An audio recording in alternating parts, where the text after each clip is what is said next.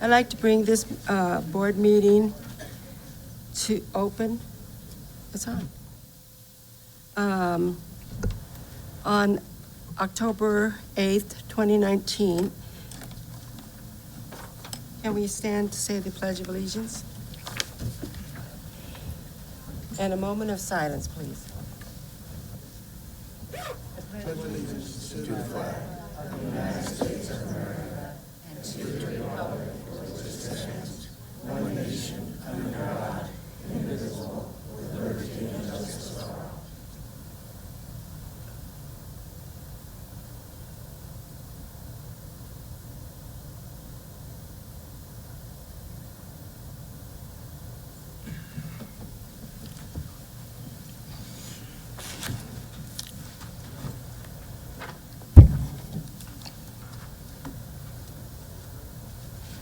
I'd like to have a motion to approve the minutes from September 10th, 2019. Oh, sorry, Monica, roll call. Ms. Martinez? Aye.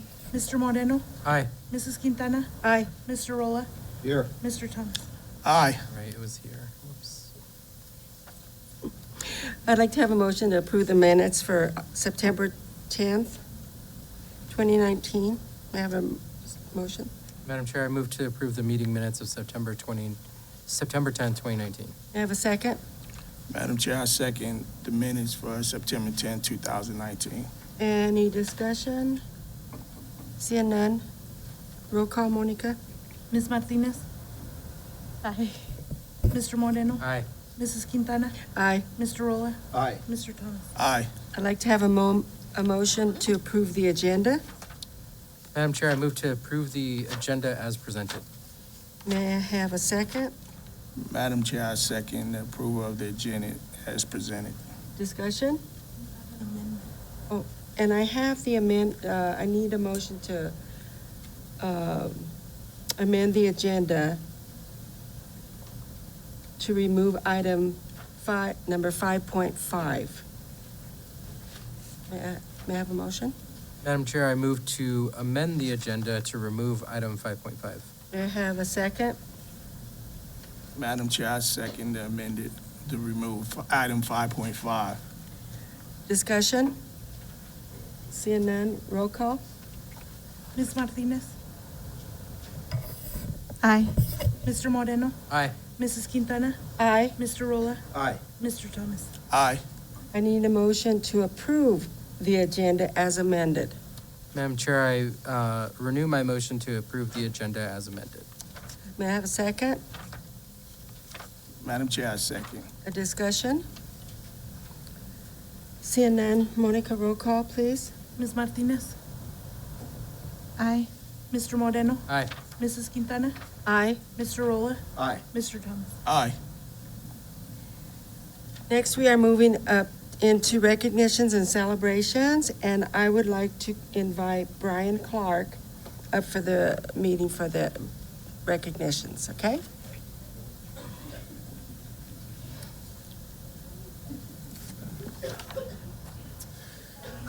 President Quintana, esteemed members of the board, thank you for having us here this evening.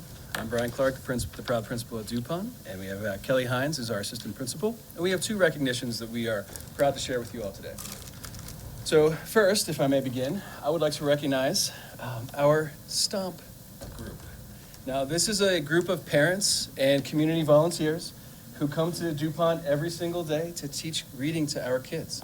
They've dedicated their time as volunteers solely in the service of our community. There's a direct benefit that we've seen from our students' reading improvement and achievement, and then there is a ripple effect that happens throughout the community when we empower individuals in our community to, with the skills to teach kids how to read for their kids and for all those that cross their paths. So we would like to recognize our STOMP volunteers, Roxy Thomas, Dominga Guzman, Tanya Ruiz, and ladies, why don't you come up here? Liseth Chacon, Stephanie Cardiel, and the coordinator who supports them, Mary Felipe. We are very proud of the work that this group of women performs and of service to our children every day, and we would like to have them recognized today from you all.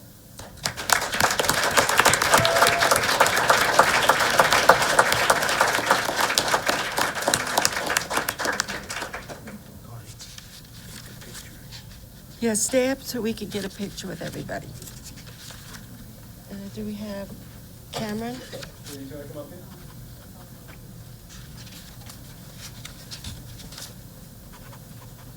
Picture? Should we stay up here? I'm kind of short. Say thank you. They want us to go down.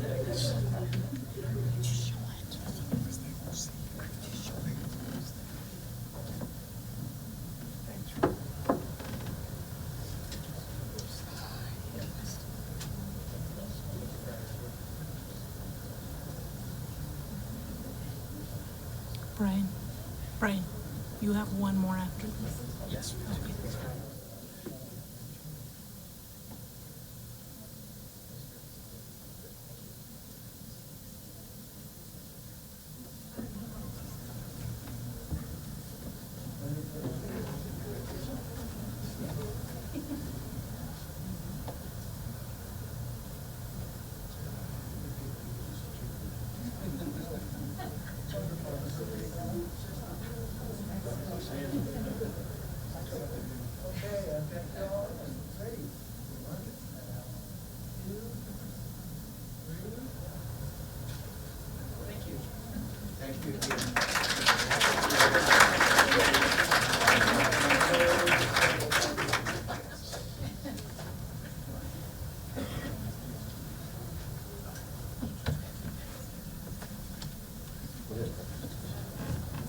He has one more recognition, so he can probably finish.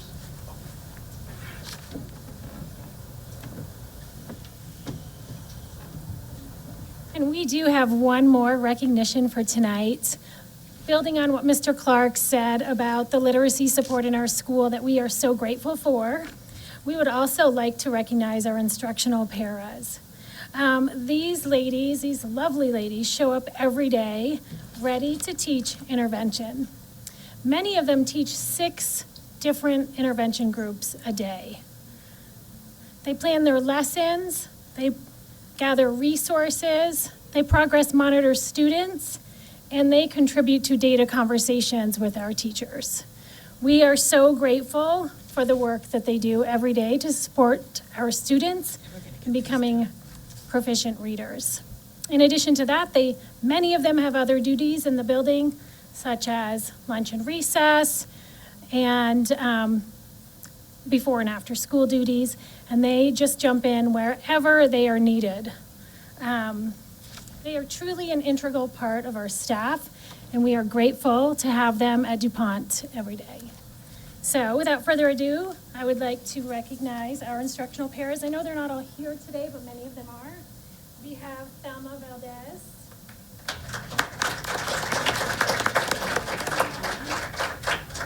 Vanessa Morales.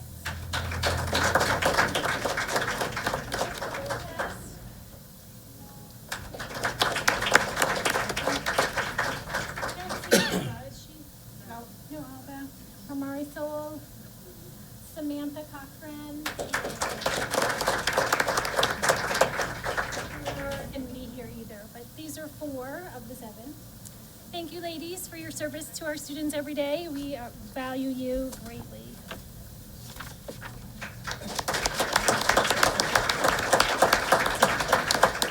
And then, just really quick, I want to also introduce Louis Baldwin. He is our data coach for the building, and he supervises and provides training to these ladies. So we would also love to recognize him tonight.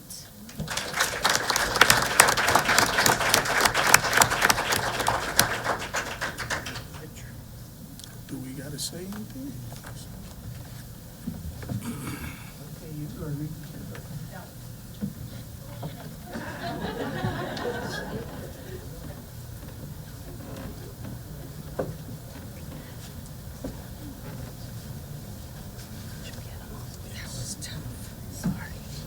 Here.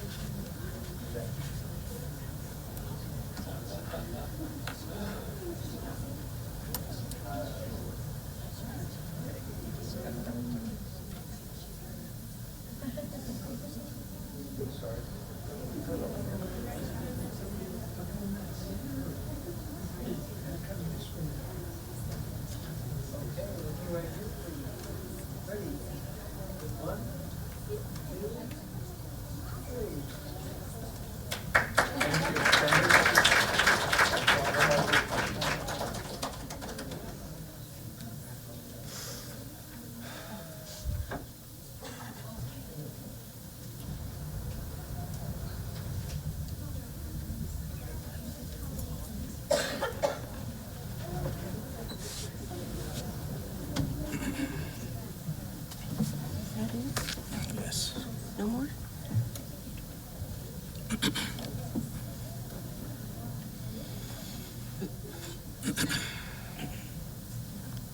Is that it? Was that all of them? That was all. Okay. Thank you. I want to say thank you to the paras because that was my job before. So I know how hard the paras work. And I know that one right there, she kind of trained me when I went to DuPont. So she's a very good teacher also. So thank you, Thelma. And thank the rest too, you know, it's just I know her a little bit better. Thank you. So right now we would like to go into audience comments. So when you come up here, just tell us your name. And I believe just if you're an Adams 14 resident, that's it. No addresses, no phone numbers. So right now I'd like to have Brittany Saya.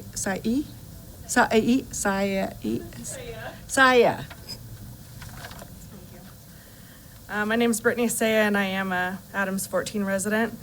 And I'm just here to raise awareness on an issue that we have here at Adams 14 with policy that I think pushes some good teachers away. My destiny to be an Adams 14 teacher started over 75 years ago when my grandparents came here to raise our family. They bought a little house over near what's now DuPont and raised my dad and his 10 brothers and sisters, all who attended Adams City Middle School and graduated from Adams City High School. I lived there when I was born, and I returned to Commerce City to raise my own family. When I started my career at teaching, there was a position at Adams City Middle School, and I wanted to come back to a city that was rich with my roots. So for the last 5 years, I've dedicated myself to this district and community. And throughout my time here, I've been a classroom teacher, but also a leader in my school and in the district, helping to plan and shape district programs that better serve our students and retain highly qualified teachers. This year has been very difficult for my family and me. Back in January, I had unexplainable chest pains, and I had to take days off to attend doctor's appointments and get tests done. And shortly after I got that situation figured out, we got another blow to our year when my uncle was diagnosed with stage 4 lung cancer. I was very close with him, and when he was diagnosed, I jumped in to help care for him. I knew I'd used up my certified annual leave when dealing with my heart, but began getting in touch with HR about my other options.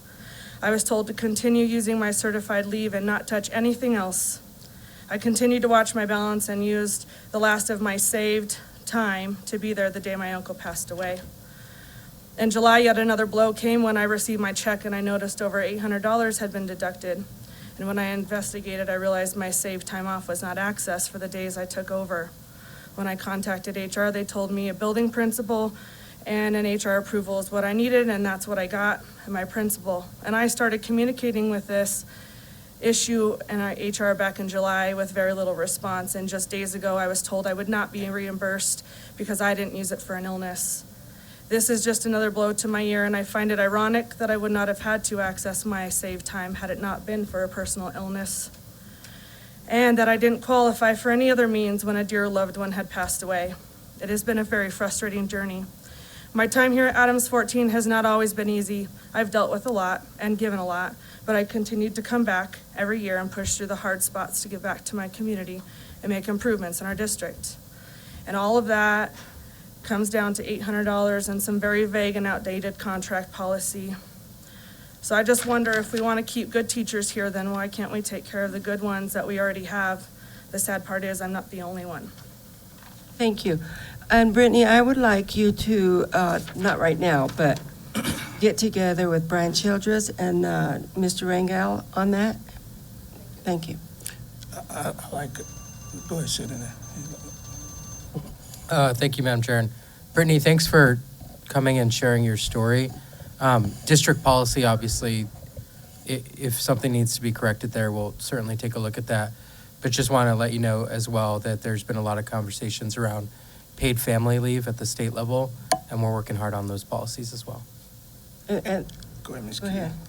Ladies first. Okay, I just want to say, so those two are the two people you do need to get with, and they will discuss all the opportunities you do have, because there are some. And as I'm a state employee, and I thought if an individual takes a medical leave, individuals can donate to that person's bank. They can take their leave and donate to that person. So That's a different category here. And it depends, correct me if I'm right, Mr. Childress, if the person has donated days to that bank. Am I correct? If they have not donated days to that bank, they can't use it. It's contractual, the way they have it in the you're a teacher, right? Yeah, so it depends on what's in the teacher's contract book. right, but other teachers can donate to her. She has to donate too, though, if I'm correct. Am I correct? Can she come up, please? No, I'm just trying to. no, we need to do that another time, we really do. Yeah. And I would like you to get with, Brian and. yes, and discuss it more thorough. Because there's some legalities in that they can discuss with you, okay? Thank you. Thank you. Can we get an update? Yeah, and Mr. Rangel, can you update us when you get done discussing the issues with her? Certainly, And we'll do that. Mr. Childress? Okay, thank you. You bet. And I have, the next person is Jeremy Rogers? Rodriguez. Oh, my air. My apologies. Good evening, my name is Jeremy Rodriguez, and I'm here on behalf of Congressman Ed Perlmutter. Usually you see here Hannah Mullen here tonight, but Yes. I'm here on her behalf as well. I wanted to come and update you guys on a little bit about what we're doing here in the district. We have a apprenticeship fair coming up on Saturday, October 19th at 9 a.m. to noon at Westminster High School. This is an opportunity for young people and families to come learn about how to find training programs and apprenticeships that meet their needs. There's going to be industry and higher education representatives to explore resources. We have about 25 plus different invited participants from Adams County Education Consortium, American Workforce Center, Jeffco Schools, Red Rocks Community College, and a number of different representatives from industries in a bunch of different fields, but go ahead. Did you have that posted in social media? We do. 'Cause I thought I I'm sure saw that's, it. I'm sure we have it posted on social media. We also have it on perlmutter.house.gov. Okay, that's- You can also see a number of different events that we're holding as well. We have a senior That's probably resource where I fair saw it. coming up and a telephone town hall Perlmutter. as well. So all that information can be accessed at perlmutter.house.gov. And if you guys don't have any questions, Can you get that information to Dr. Poynton, sitting right there? Because Sure. he takes care of all our communications and PR stuff. perfect, I will. And Thank you. with that said, I got to excuse myself. I have another event to attend. Okay. Thank you very much. Just get him the info. And superintendent's report right now. We have two reports tonight. Our first report is going to become with our manager of assessment, Jamie Ball. we thought it was important that, though you are very familiar with our state performance framework and the results that we had this past year, that we would present these in a public meeting so those in the community could also see where we landed. It's a very short report. Ms. Ball? Yes, thanks, President Quintana, members of the board, for having me here tonight. I just wanted to share out the update on our school and district performance frameworks because we have received all of them at this point. I wanted to give you a little update, not only on where are we currently, but I put in there the change in the points between last year and this year. The year that each individual school or district is on the accountability clock, and then to give you an understanding of where we need to go to get the schools up to the next performance band. As a district, we saw improvements. This year, we went up 0.4 of a point, so we are seeing positive gains, and for the first time in the history, excuse me, of Adams 14 in academic achievement, we have moved up in a rating in elementary literacy. And so we're very excited for that gain because we know the work of our paraprofessionals, our support staff at our schools, and the new programming that we have going on in the elementary is starting to show success. Our students are responding to the interventions. We saw Adams City High School drop 4 points, but they remained in the priority improvement category. Lester Arnold also dropped points, but remained in the priority improvement. And they'll be on year 2. At the 2 middle schools, both of the middle schools also declined in points. And Kearney Middle School dropped back to the improvement level this year, and Adams City Middle School remained exactly where they were last year. In our elementary schools, we saw more movement. Unfortunately, Alsop dropped back, I think because they've achieved very high levels of growth over the past couple years, paired with achievement. That's hard to sustain for 3 consecutive years, and so they did have a dip in their growth, and that's why they dropped. Central Elementary saw some gains. DuPont saw gains. We're very excited about the work that's going on at DuPont, especially since the recognition tonight is showing that the hard work there is definitely making an impact. Hanson, again, we're also seeing gains coming out of Hanson. Kemp remained in performance. However, they did decline slightly. And Monaco has, for the 4th consecutive year, moved up an entire performance band, and now they are at performance level, and we're very excited about Monaco and the progress that they're making. And Rose Hill also saw some strong gains and just barely missing the improvement category. Overall, we are seeing some declines at the secondary level. I know we reported out earlier in the year that our graduation rate took a little bit of a dip, and it actually came down to 2 students. That's how close we were to the approaching category. So 75% is approaching, and we dipped to 74.7. And so when we looked at the cohort, it came down to us missing it by 2 students. We did see some gains in matriculation, and that's our students moving on either to 2 or 4-year schools, getting a certification for workplace readiness or career and tech ed. And so we are seeing some gains. We saw a real good bump come out of Lester Arnold with their matriculation rates. Our one spot where we exceeded this year was coming out of Lester Arnold on matriculation. Every single one of their students that graduated this year received a workplace certificate. And so they actually met that category, so that was great. I guess at this point, I'll be open to any specific questions. Do you have any? I think that's what we had hoped Just for, a is just to big give, I overview. wanted our community also to have an update. Yep. So we're going to focus on I what's. don't have it. Do you have any? Senator? Any questions? Do you have any questions? Okay. Thank you. Thank you. much. Next is our facility master's plan update. This is Susan Miller from Cooperative Strategies. Yes, good evening, And- thank you. And I've asked her to give an update, a little bit about where we're at with master facility planning. Right. So Mr. Rengel and I had the opportunity to kind of vet through what we wanted to discuss with you all this evening and tell you exactly where we are in the process. So we came back to you guys, I guess it was probably in June, and so let's just give you an update of where we are. Of course, we talked about before, it's a combination of effort with administration, community, and cooperative strategies working to build the master facilities plan.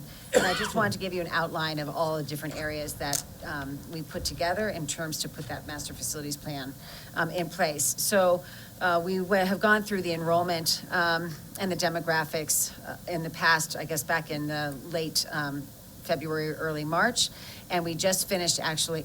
Am I not on? Oh, thank you. How do I do this little button? How fast we've already gone. There we are. Okay. So we did a full enrollment study back in February, and we came back to look at actually how the mobility is taking place within the district. So we just finished that data today, actually, as a matter of fact. So we're actually seeing where children are choicing in the district from one school articulation area to another, which definitely will help us to be looking at what the needs are for those articulation areas and how we proceed with looking at the utilization of facilities. So that has just been finished. We worked with community members and finished up the outreach. As you recall, we were here back in in June, talking about what the outcomes were of that survey, and we'll touch on them briefly and how we integrate that into the master plan moving forward. And then we've also prioritized, as we talked with Dawn, about what our high priorities are going to be, what the middle level priorities are going to be, and then what low priorities. So when we talk about what we can actually afford moving forward, those are going to be kind of how our benchmarks are, how we evaluate that process. And then we'll be looking at different funding sources, everything from BEST grants to, are we looking at going to the community and asking them to support certain projects that we want to do. But that has to be a combination of prioritization of what we're doing with facilities based on the enrollment and based on need. And then we'll certainly develop the action plan in conjunction with all of you and the community, how we move forward. So this is just a quick snapshot, of course, of where all of the schools are. You guys all know all of this, but I just thought for the purpose of illustration. So where are we? As I said, we just completed the mobility zip code by zip code, where we did this community outreach and the evaluation of what the needs were for the community, and we can kind of focus on the enrollment real quickly. As you can see, this is going from the 7,060 of last year. That's all in, and we're going to be looking at what the October count is now for this year, but certainly that's going to be impactful of moving forward.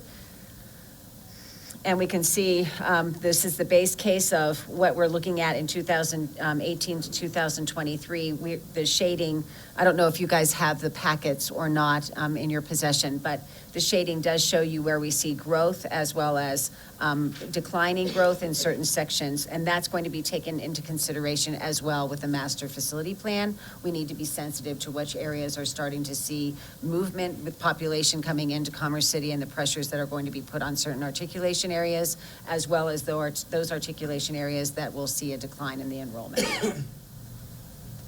So what were the priorities that came out of the survey? And this is just the quick snapshot of what you all saw earlier. The focus is on the programming as well as the needs for what teachers as well as students as well as parents thought. It was a wonderful, frankly, a great effort by many people to bring all of those individuals' voices to the table. Oftentimes, in some of these surveys that are done, you'll see one particular group come in and have a stronger voice than others. And in this case, I think the communication staff, the administration, as well as community members worked really, really hard to go out to the community. So we had multiple conversations with parents, we had multiple conversations with students and teachers. And so I think we have a really strong sense of what the community as a whole was focusing on. So I was Just explain the size of the boxes and what. yeah, exactly. So the priorities, thank you.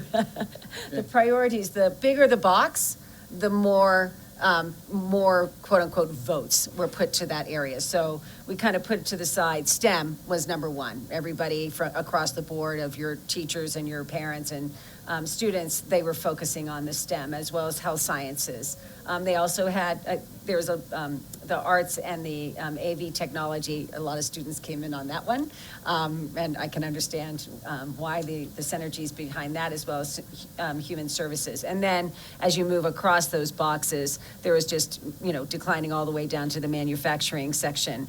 And that may be, how do we tie manufacturing really back to the STEM or back to the CTE opportunities? So that may be a quote unquote a blip in terms of the perception of what it meant to be manufacturing. Any questions on that? No.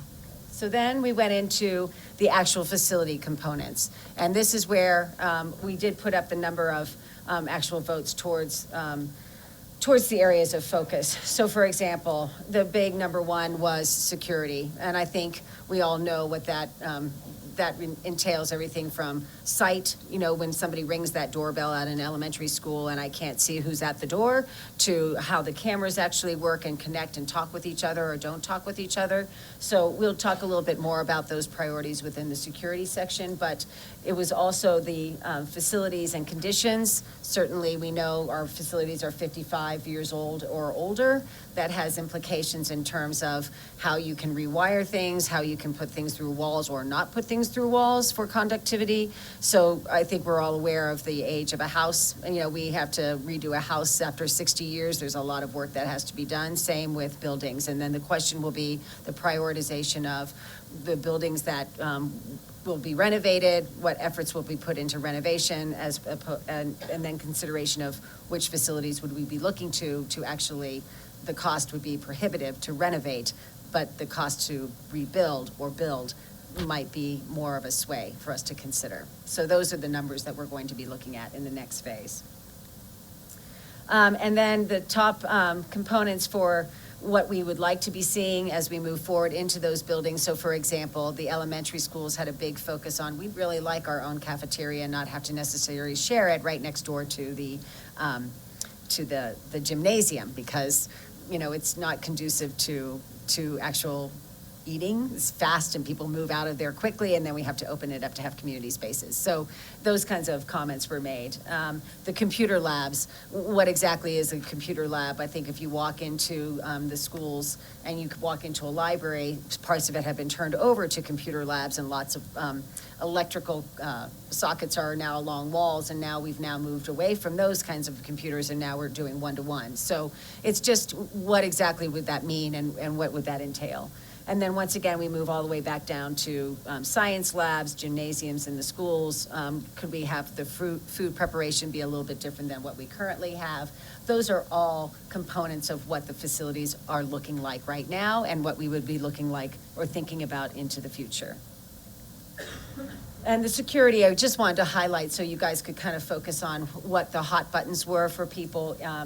Once again, it's the front entrances. People are very concerned about how do we see who's at the door? If our administration is around the corner and we're buzzing somebody in, we have no idea who that is, and we're just hoping that it's going to be okay. So that was a real concern, specifically of parents, and that relates to the cameras and then the lockouts for the doors, and then you can see how it just ripples down. And it just makes sense. Parents are sensitive to all of what's been going on, and I think, candidly, this was taking place right about the same time that individual who kind of made her way from Florida to here.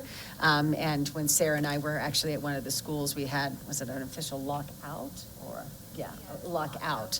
So I think that time when we were going through the surveys is a sensitive time, but it doesn't negate any of the importance of how that is truly a focal point that we need to be looking at as a high priority.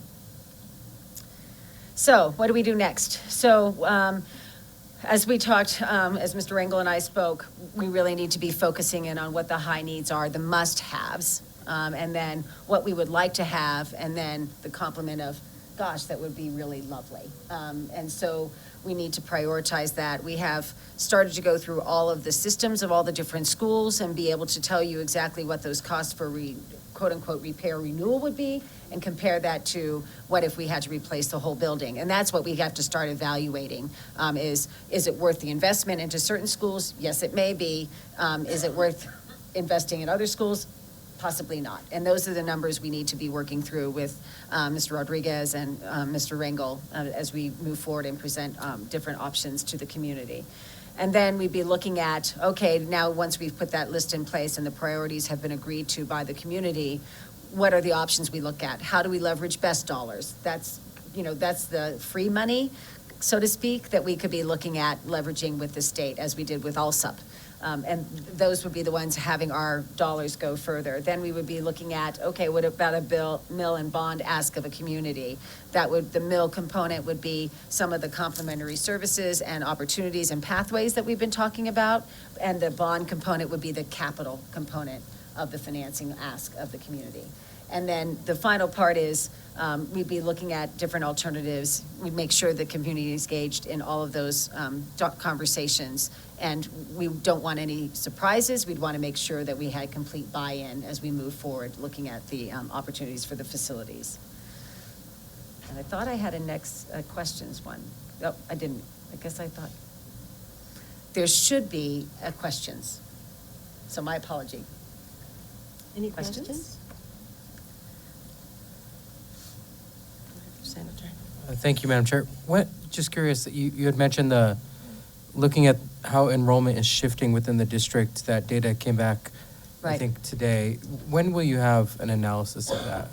The analysis has been done. We'd like to sit down and talk with administrative staff to make sure, because we need to tie it to the capacity of the buildings. And so we want to make sure that what we're looking at with the different populations moving through the different elementaries and middles and the high school, that the capacity ties to those enrollments, and we're able to actually say, you know what, we can handle additional children into this school, or we've maxed out on the number of kids that can be coming into this school. So we need to be looking at what the actual capacity is for the educational adequacy, because part of the work we did is we walked through every single school and looked at every single room and evaluated it for what they would call the educational adequacy today of the 21st century, what is working, what needs improvement, and what the number of children that can be actually educated in these spaces to the quality they need to be educated. And so that has an impact, direct impact on that.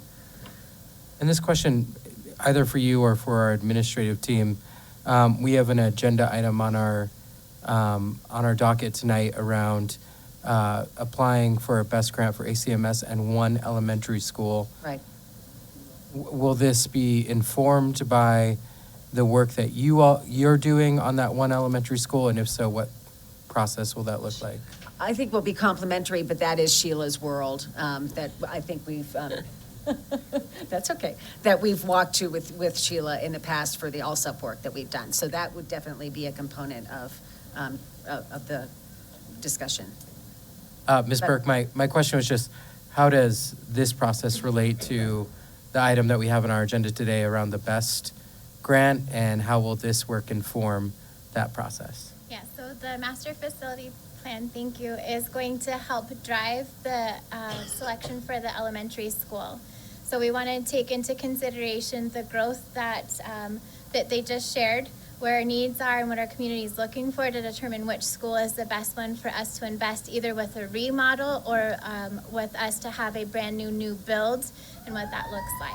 And so this will be part of that, as well as the community input, and the board input will help come from this as a grounding point for us. Thank you. Any other questions? No? Great, thank you so Thank very much you. for your time.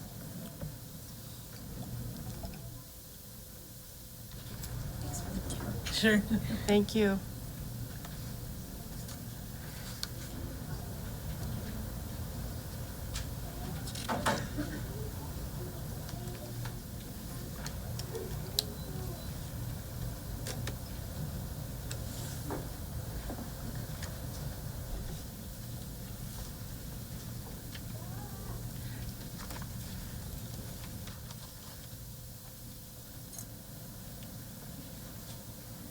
So right now, we'd like to move on to routine items.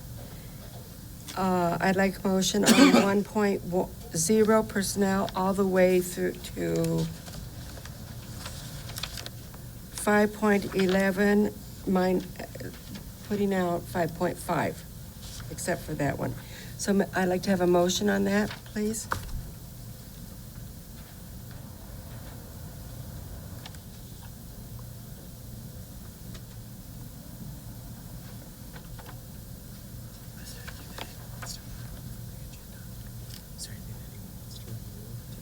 No, because we had to do that before.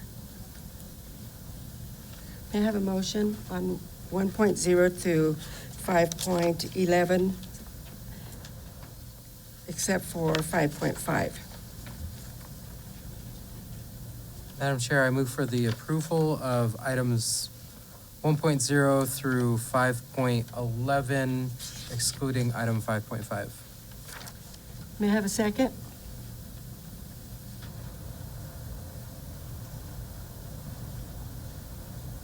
I'll second it. Any discussion? Seeing none? Roll call, Monica? Ms. Martinez? Aye. Aye. Aye. Mr. Moreno? Aye.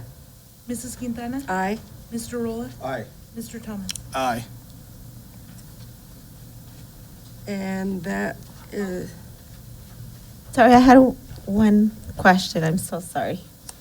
on the One of items we the- just did, Yeah. that Should I should have just been do- under discussion, Okay, that's fine.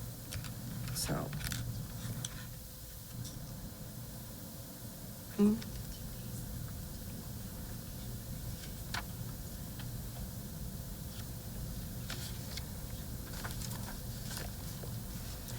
Moving on to communications. Anybody have any? Senator? None? Mr. Roller? Of course. I'd just like to congratulate the high school, Mrs. Jeffers there, on the work that they did for the homecoming. It was awesome. Mr. Thomas and I, we attended everything that they had there. I didn't attend the dance though, but I don't know if Mr. Thomas did or. But, you know, we went to the football games. It's just amazing how many girls love this football game. And then you look at our sports for female, they're not out there. But they give it all they got for that football game, and it was a good ball game there. Seniors won, like always. And so it was a good game. Then from there, we went to the parade, or to the football game. That wasn't so good. When in the future, when you pick football games for the homecoming, always look for the weakest team. So we have a good chance, and it doesn't always have to be at the end of September or October. It could be the very last game of the season, or even the first game when we beat Skyview would have been good. But that was about the only bad thing is that we didn't win our football game, but the parade was great. Even though I almost lost my life, because I was riding on the top of my Corvette, and it's got a big block, and the thing was starting to heat up because we weren't going fast enough to cool it down. So when we got by La Casa, I said, Sheila, you better hurry up and get us to the high school, bypass everybody. That's all she needed to know.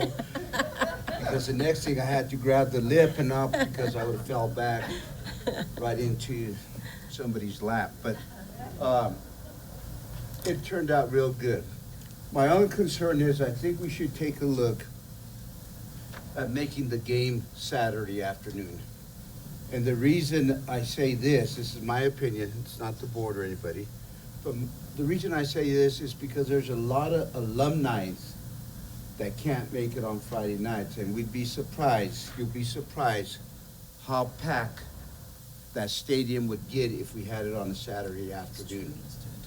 And I think that's something that maybe Ms. Jeffers could look into and say, well, maybe we ought to look at it, because it's always been, up until 2 or 3 years ago, it was always on a Saturday afternoon. And I know it's a long day, and I know this, because for 25 years I ran the whole thing.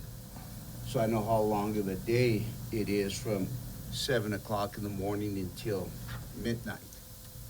And I know it's a very long day, but I think that's maybe something we should take a look at on there and try to bring it back to Saturday, just to bring back people back into our community, into our culture, to try to find out what's really going on here. Just so you know, that was already set. It's set on a 2-year scale, and student council had come to us, and I've gotten calls, so we are looking at bringing it back to Saturday. But just a little bit of FYI, that's one of the first things Dr. Harry Wolf told us when he came. Why don't you pick a team you know you can beat? So I'm gonna leave it to both you, Mr. Rolla, and Dr. Wolf to find that team for us, so that we can make sure that we get that on the schedule next year. Good luck. So, Good luck. but it went great. It was great there. Next thing was Friday night, Adams City almost ruined North Glen's homecoming. Went down to the final minutes, and we about had them. They were running scared on their homecoming, believe me. The final thing I want to say is I would like to thank MGT, Mr. Bull, or Dr. Bull, and Dr. I forgot your name. What is it? Rago. About when they talked to the city council. The city council in the years past that we've been there always question is, about every little thing. They gave their presentation, there was no questions, and I don't know if it's because they were doctors and we're nobodies. But anyway, they did a good job, and I'd like to thank Dr. Rango for the comment that he made. And I think that made my night when he says, let's take a look at failing. What is failing? And he says, District 14 is not failing. He said, we are not failing. We are a lot better than everybody. But everybody has labeled us that, and that's why they say we fail. We're not failing, and he went on to give examples, which he could do that if he wants. But again, I was so happy that he straightened out that city council, because they all thought we were doing nothing here but collecting paychecks. Oh, we don't get paid. Well, true, but they don't know that. They think we get paid. Cheating me out of my checks? Well, they get paid, so they think we get paid. So, but I thought it was really good, and the other good thing about it, I don't know if it was Dr. Bull or Dr. Rangel that said the staff will be there, because it was great to see the staff there. When they didn't have an answer, they called Staff. Matt up there. He gave an explanation. He called Miss Burke up there. She had an explanation, and I don't know, some others. I don't know all the MGT players, but it was good. And council couldn't say nothing because we had answers for everything. Where in the years past or the meetings past, we didn't have answers, Dr. Briggs. So I'll get back to you. But we had the answers there, and so they know we got our blank together. Okay? I like that. All right. That's all I got. Blank. I think he talked enough for me. Oh. I just want to ditto that because that is so true.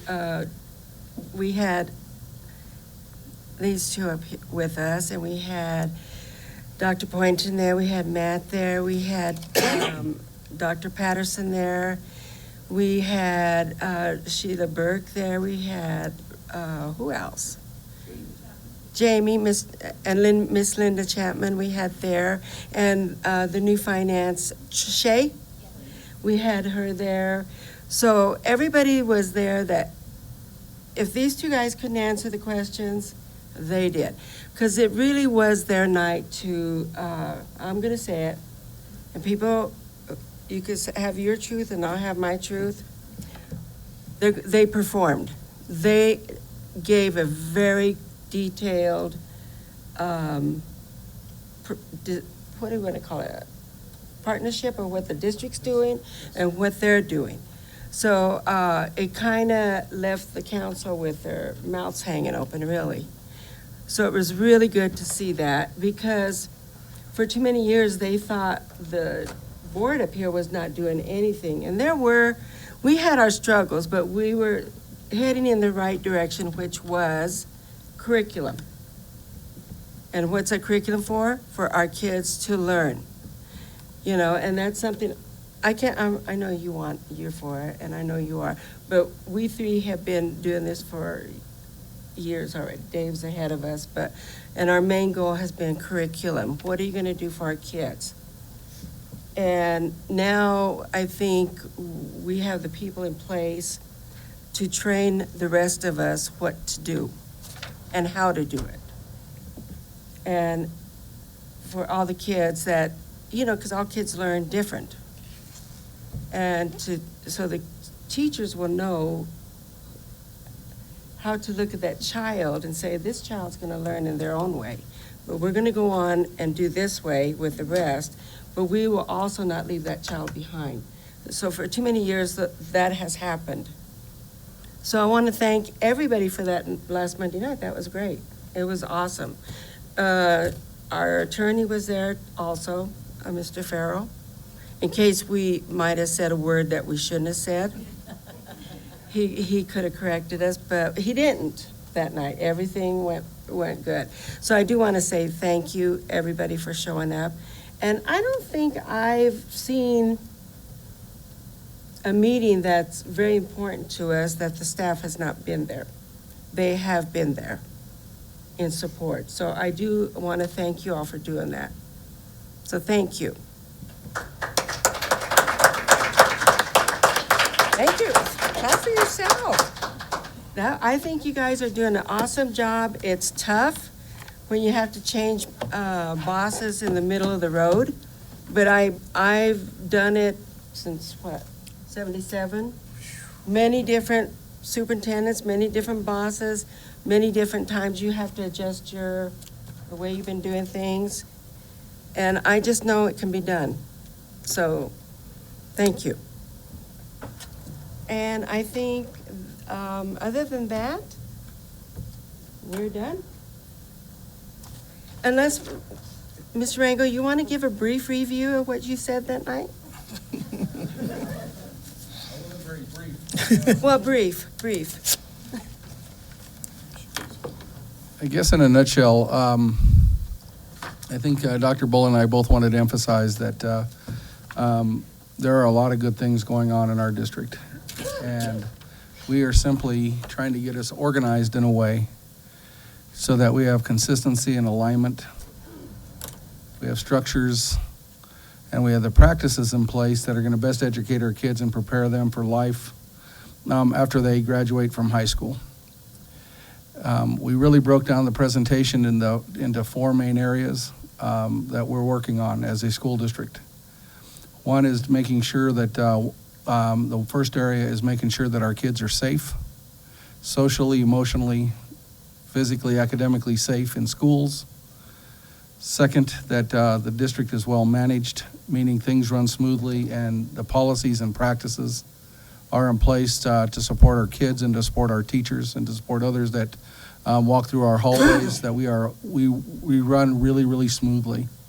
Third part of that is having a culture that is based on high expectations, a culture that values diversity, a culture that is based on, first and foremost, based on trust, that we are a trust-based organization. And that, and finally, the biggest quadrant, which those three support, is learning, that we are a learning organization. That we are not successful unless our kids learn and get in place what they need to have in place. And that is the work of our folks that are Adams 14 employees. It's the work of MGT and the Adams 14 School Succeeds Project. And I do appreciate the comments about the fact that we do have a lot of expertise sitting in this very room that are not MGT employees, and that we are committed to that partnership and collaboration. So that's it in a nutshell. Thank you. And Dr. Bull?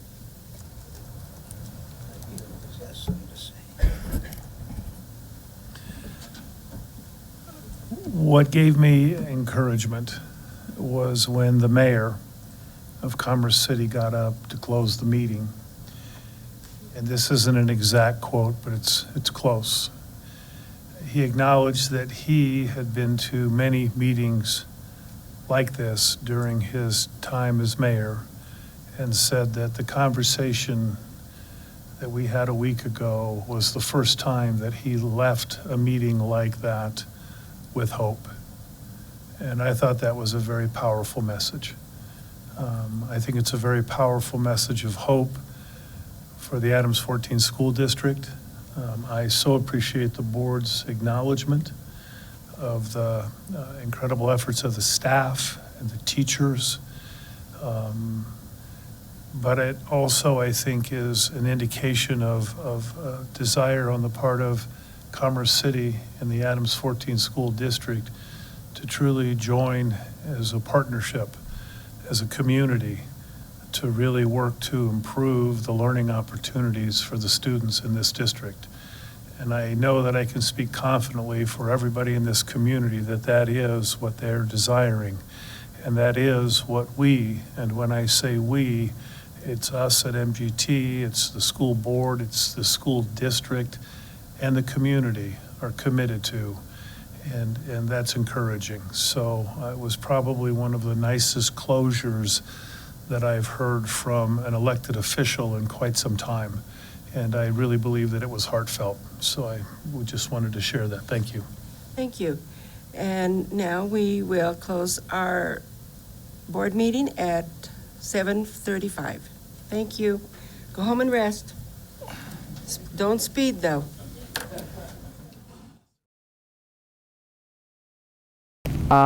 When they read aloud,